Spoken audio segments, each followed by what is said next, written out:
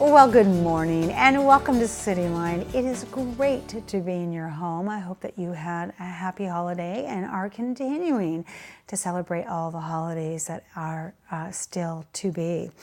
We are live every Thursday morning, and this Thursday morning is the 27th of December. We have a great hour ahead of us. Later on, we'll be speaking with the Goodwill. They are here to talk about their tax service on Saturday. Tax-free Saturday is coming up, and there are so many new regulations and ways to file that you need to know about. So they have all that covered, and in addition, it's free. So you definitely want to stick around for that final segment. The American Red Cross is here. Miss Megan is here to talk about what they are up to here in the South Sound. She is relatively new to the Red Cross, so we get to find out about her journey and how she arrived at their doorstep. And then, of course, the American Cancer Society is here. I have Lamarco and Corinne and Dapper David will be here on the couch to talk about their journeys with the American Cancer Society, and also the American Cancer Society itself, the services and programs that they offer. And then with me right now, as you saw in the wide shot, two of my favorite people, because there are three things that are really important to me, and I was telling them about this in the green room, and that is homelessness, hunger, and children. And that's those are those focuses, those reasons for being for me in my life to give back. And they cover pretty much a lot of that in one fell swoop. And I'm talking about the Emergency Food Network, otherwise known as EFN. And I want to say hello to my precious sweet friend and newly appointed and crowned executive director, Michelle Douglas. Welcome, my dear. Thank you so much for having us. Like I said, I can't have you on enough. And you always go, but you have us on a lot. When hunger goes away, then I'm not going to ever see you again, okay? And then I love it that you bring this lovely Elizabeth Howe with you. You are the development director of Emergency Food Network. Welcome back. Thank you so much. Okay, I didn't ask for it, but producers, can we do a shoe cam on her?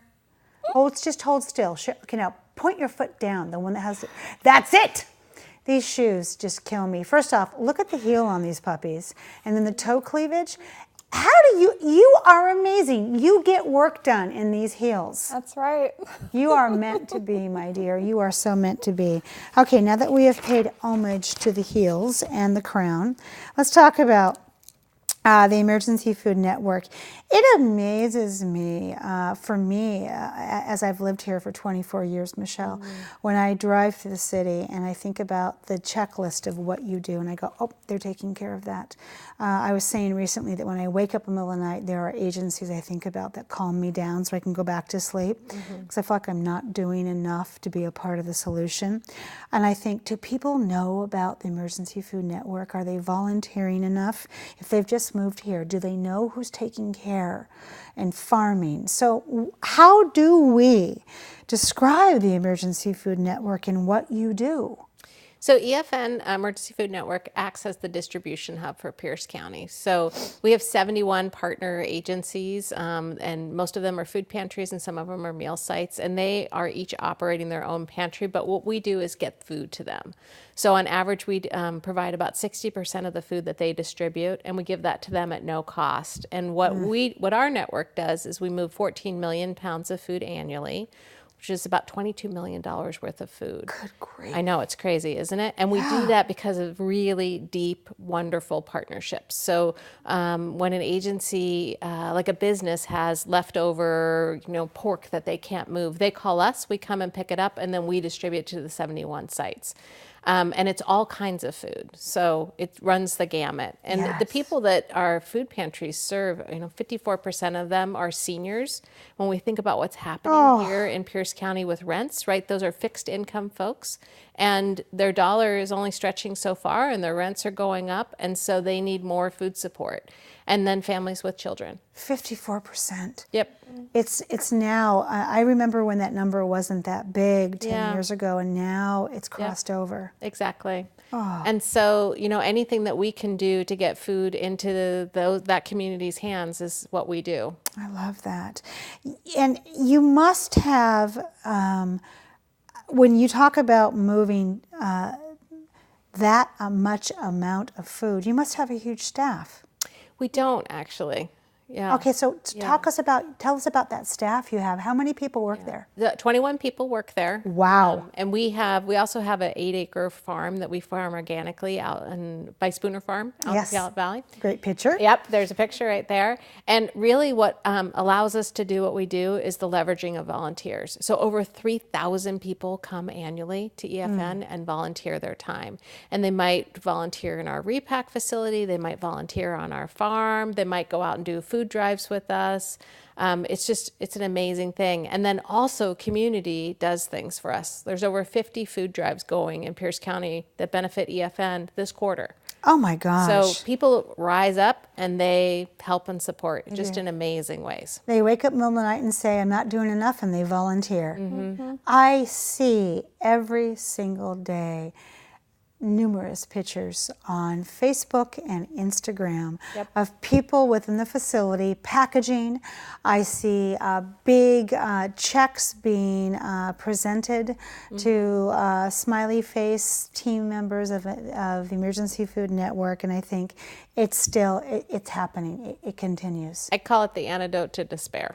Oh, I love that. I think that we are this position and people come and they leave with hope. Right? Yeah. When we work for other folks, it has a multiplier effect, and it's incredibly, incredibly powerful. Absolutely. Elizabeth, this time of year, I think that sometimes maybe just our vision softens, or our heart goes back to what it was like when we were growing up and what it was like to gather around a table or to bake with family members. And I think that people ask the question, how can they help? Or how can people help with this need in this time of year? And what is the answer to that? Well, first, I love that people ask that question because there are so many different ways to get involved with EFN. And the first, like Michelle said, we have so many people doing food drives for us, which we are very grateful for. And a food drive is a perfect way to get involved because it provides this wonderful variety of food that we get in, which really complements the food that we purchase at EFN.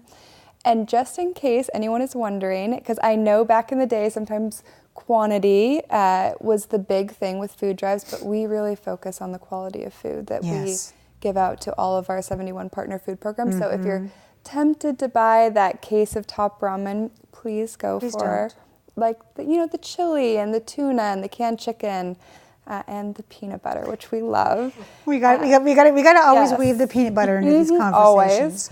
Always. So there's the food drives, and then of course our volunteers, because we are a staff of, like Michelle said, 21. We could never distribute all that food by ourselves. So we have our farm, our RePack, and our events, and then the last way is just you can donate to EFN because I know we always say this, but it's so important that people know that for every $1 you give, we're able to distribute $12 worth of food. So we really try to make that dollar go the extra mile. That's better than any 401k, in my opinion. I mean, I don't have to wait to see the results of the fruits of my labor on that one. So true. I mean, and that is new math. I mean, $1 turns into 12. That is incredible. And I can't think of a nicer way when I was an executive director, to have a holiday lunch and then to take my team out and to have an activity that leaves them with hope.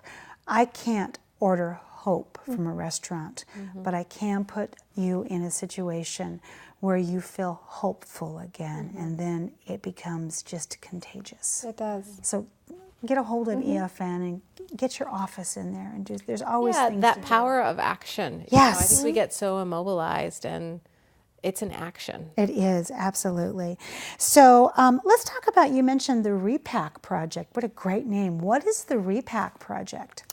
So one of the reasons why we're able to say for every $1 you give, we can distribute $12 worth of food is because we buy in bulk. We have these wonderful community partners. So when they purchase, 5 truckloads of something, we piggyback and we buy a truckload. Great. So we're able to get, beans for 20 cents, a pound. But the only catch is that it comes in when we purchase in these big 50-pound bags, which we can't give out to our partners. So that's why we love our volunteers so much, because they come in and they repackage them down to 1 to 2 pound bags, which we are then able to give out to all of our partners. Oh, that is many hands make for light work, so as my true. grandma always says. And then we saw a picture of sunnier days of the Mother Earth farm, which right now is gently sleeping and getting ready for that lovely spring bounty she's going to give us. But you do grow food year round there. So how do you manage that?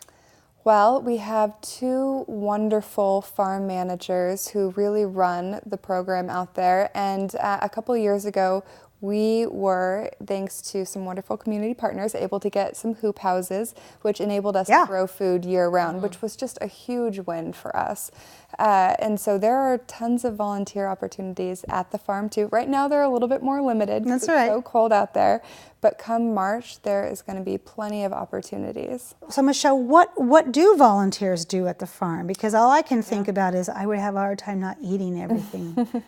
Well, while we do veggies. grow delicious vegetables, You do. we also grow awesome weeds. So There we go. they do some weeding, they do some planting. We introduced this program a couple years ago that's been really successful for us, called Adopt a Row. And so in that program, agencies come in.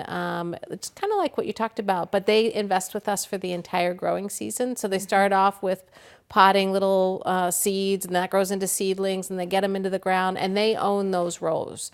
So they come out, every week or every 2 weeks, and they weed them up. And if you go out to the farm, you'll see those are the most beautiful of rows. Yes. Because they just do an awesome job on them. And then they get to participate in the harvest. So as they go out to our food pantry partners. Oh, I love that. So in these last few minutes here, let's talk about the opportunities that we can be looking forward to in 2019. So we have a full slate of events, which we'd love you to participate in. We're starting to recruit our Hunger Walk teams for the month of May, for Hunger Awareness Month. And then we have our auction in next October. So there's lots of events to coordinate with us on. You can do a food drive. You can volunteer. I think one of the things that you mentioned about what a team building exercise is to come out, whether that's to the farm or to the RePack facility. It is a way to come together around good. That's just very powerful for teams. And then some organizations, have matching donation programs, both for volunteer hours and for monetary donations. You can host a food drive. Call me. I have limitless ideas. I was going to say, it's amazing, because one of my last questions for you was, what's the one thing people can do today? I'm just going to say call her. Yeah. Just call her, get a hold of one of you. We've been showing the website and the telephone number. Be a part of that solution. So when you see somebody who is asking for food, and you stop and you say, I see you, what is your name, what do you need? You know that you really are a part of the solution in a big distributive way here in Tacoma, but also in a very personal way. Yep. Thank you, both of you, for being here. Thank you very much. Yeah. I want to have thanks to all of the viewers that have been so helpful. Yeah, we have great community. Yeah. Tacoma rocks. Pierce County rocks. And you two do, as well as your team. Happy holidays, and let's get you back on the comfy couch within January, actually probably February, and let's check in and see how we're doing on that pre-harvest, okay? Thank you. Thank you. All right, we have much more to come after just a little bit of musical chairs. We'll have the American Cancer Society here to talk about what they're up to. You don't want to miss that. We'll be right back.